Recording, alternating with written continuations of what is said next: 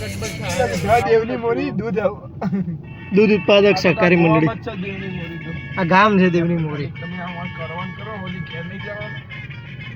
એ તો ગોળ ગોળ આટા મારી કાકા માવો બસ બુધાલાલમાં પૂછી લેવી જાય. ના ના હવે આવી ગયું. ના આવી ગયું આવી ગઈ હવે તો આવી ગયું. જાર્યું ને દેવની મોરી આયુ ભાઈ ભાઈ. આયું ભાઈ આયું. આયુ તો આપણે ડાયરેક્ટ ત્યાં ઊભી રાખી દે દેવની મોરી. આપણું સ્વાગત 0-0 કૂતરાઓ સ્વાગત કરવા ઉભા છે આપણું. ભાઈ ભાઈ ભાઈ. હા રૂલા દેવની મોરી 0-0 જા દે ત્યાં. હજી આગળ જા દે જા દે. રોડ ટુ ગાડી કોઈ રાખો ને એટલે દેવની મોરી લેવું અલ્યા ભાઈ નહીં જાવ યાર તો હેડો તમે. નમસ્કાર દોસ્તો, અમે સૌ મિત્રો દેવની મોરી ખાતે આવી ગયા છીએ. આ સ્થળ અરવલ્લી જિલ્લાના ભિલોડા તાલુકામાં મેશ્વો નદીના કિનારે આવેલ છે. ગુજરાતમાં સૌથી પ્રાચીનતમ બૌદ્ધ અવશેષો અહીંથી મળી આવેલા છે. અને આ એવું સ્થળ છે મિત્રો કે જેની સફર ખૂબ મજાની છે. એમ અહીંના તમે રસ્તાઓ જોઈ શકો છો. અહીંયા પ્રકૃતિના ખોળે સુંદર ગ્રામ્ય જીવનનું દર્શન થાય છે. બાજુમાં પણ તમે જોઈ શકો છો જેમનો મુખ્ય વ્યવસાય પશુપાલન છે એવા ગોવાળ ભાઈઓ ઘેટા બકરા ચરાવીને પોતાનું જીવન નિર્વાહ કરી રહ્યા છે. અને સામે તમે જુઓ તો ભોજરાજાનો ટેકરો છે. સ્થાનિક લોકો ભોજરાજાનો ટેકરો કહે છે. આ રહ્યો મિત્રો ભોજરાજાનો ટેકરો. આ સ્થળેથી મોટા કદની ઈંટો અને માટીના વાસણોના અવશેષો મળી આવ્યા છે. અહીંયા વિહારો અને સ્તૂપો પણ મળી આવ્યા છે. અહીંથી મળી આવેલા વિહારનું પ્રવેશ દ્વાર ઉત્તર તરફ હતું.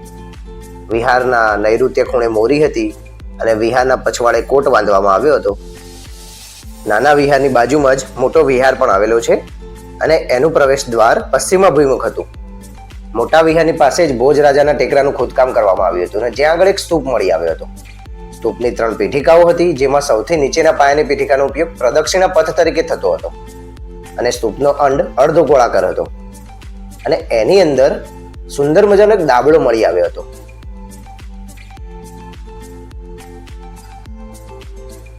આ દાબલાના ઢાંકણા ઉપર બહારના બાજુના અને અંદરના ભાગમાં પાલી ત્રિપિટકમાંનું પ્રતિત્ય સમુત્પાદનના સિદ્ધાંતને લગતું સૂત્ર કોતરેલું છે. પથ્થરના દાબલાની અંદર તાંબાની દાબડી અને બુદ્ધના શારીરિક અવશેષો સાચવાથી સોનાની શીશી પણ મળી આવી છે.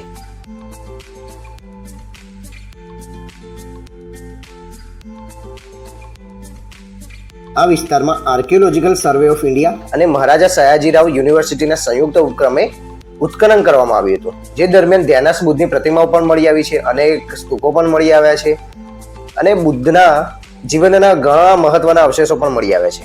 અને આ બધાના મહત્વના લીધે આ સ્થળને ગુજરાતના 13 બુદ્ધિસ્ટ સર્કિટમાંનું એક મહત્વનું સ્થળ જાહેર કરવામાં આવ્યું છે.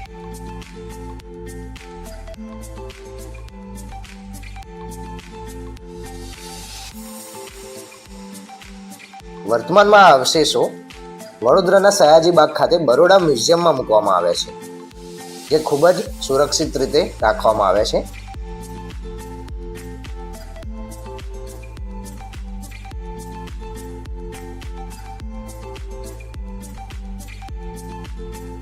તે ઉપરાંતના અન્ય અવશેષો અહીંયા વર્તમાનમાં તૈયાર થઈ રહેલા મ્યુઝિયમમાં મૂકવામાં આવશે. હવે આપણે શ્યામ સરોવર તરફ જઈશું.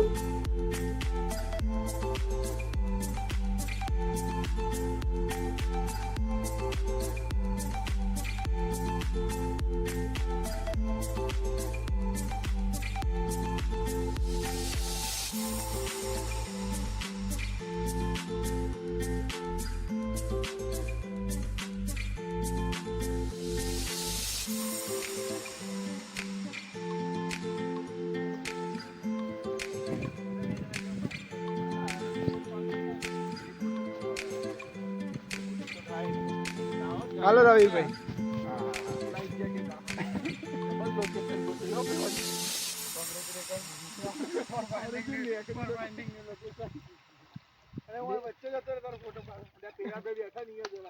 આપણે ઉડી બાજુ જવાનું. ખોટા આપણે કરતા નહીં આવડતું. રોડ ટુ હેવન ખોટી જગ્યાએ આપણે આવી ગયા. પરંતુ વર્તમાનમાં અહીંયા શ્યામળાજી પાસે મેશ્વો નદીનો બંધ બંધાતા આ બધા જ અવશેષો શ્યામ સરોવરમાં ડૂબી ગયા છે. અહીંયા તમે સામે જોઈ શકો છો શ્યામ સરોવર ખૂબ જ સુંદર મજાનું નજીકનું પ્રવાસન સ્થળ છે. તમે દેવની મોરી આવો તો ખાસ આ સ્થળે મુલાકાત જરૂર લેજો મિત્રો. અહીંયા તમે સરસ મજાનું સરોવર જોઈ શકો છો.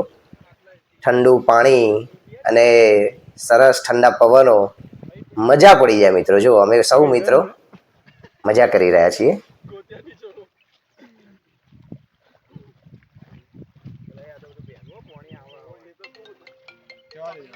તમારો પાડો હું વાત. હા રવિભાઈ બ્લોગ વાળા.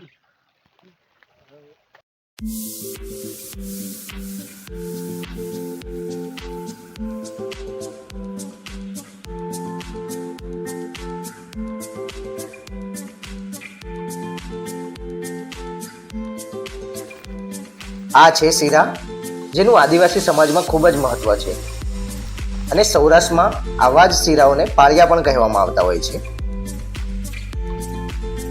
ઘણો સમય અહીંયા પસાર કર્યા બાદ અમે સૌ મિત્રોએ ખૂબ એન્જોય કર્યું. તો તમે પણ જો શામળાજી આવો તો આ સ્થળની મુલાકાત જરૂર કરજો. અહીંયા સરસ મજાના ફોટોગ્રાફીનું લોકેશન પણ છે અને ખૂબ મજા આવે એવું વાતાવરણ તમને અહીંયા મળશે. અહીંયા બોટિંગ પણ કરી શકો છો. એવું જ સુંદર વાતાવરણની મજા લેવા તમે ખાસ આવજો. અને હવે અમે શામળાજી તરફ જવાના છીએ, તો એનો વ્લોગ પણ ખૂબ જ ટૂંક જ સમયમાં આવી જશે. તો આપણે આવા પૌરાણિક સાંસ્કૃતિક વિરાસતના વ્લોગ લઈને આવીએ છીએ. અને જો તમને આવા વ્લોગ પસંદ આવે તો લાઈક, શેર અને સબસ્ક્રાઇબ જરૂર કરજો. જય હિન્દ, જય ભારત.